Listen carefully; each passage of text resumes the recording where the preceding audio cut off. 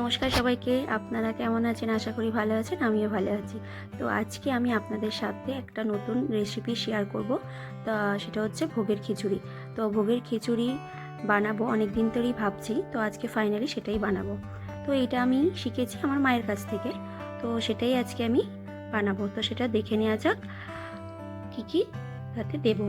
তো চাল, ডাল, আলু, টমেটো, আদা আর কড়াইশুঁটি, আর এদিকে গুঁড়ো গরম মশলা, গোটা গরম মশলা, চিনি, নুন, ঘি, কাঁচা লঙ্কা, তেজপাতা। তো ডালটা আমি ভেজে নিলাম। ভেজে নেওয়ার পর চালটাকে ভেজে নিলাম একটু ঘি দিয়ে, যাতে একটু সেন্টটা ভালো আসে।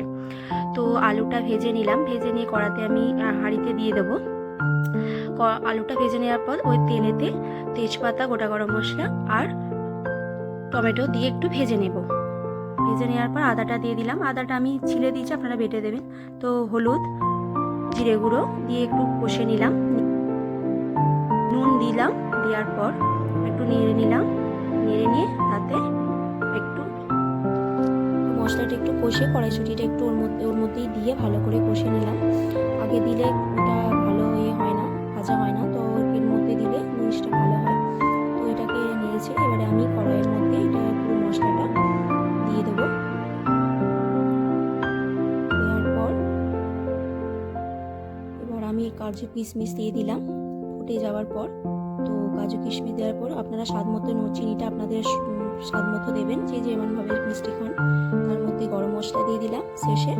আর যেটা একদমই না দিলে নয়, তো সেটা হচ্ছে ঘি। তো ঘিটাই হচ্ছে এই ভোগের খিচুড়ির আসল একটা স্বাদ। ঘিটা না দিলে একদমই কিন্তু টেস্ট ভালো আসবে না। ঘিটা একটু বেশি করে দিতে হবে। তো আমি এবার নেড়ে ছেড়ে নিলাম। তো আমার মোটামুটি রান্নাটা হয়ে এসছে।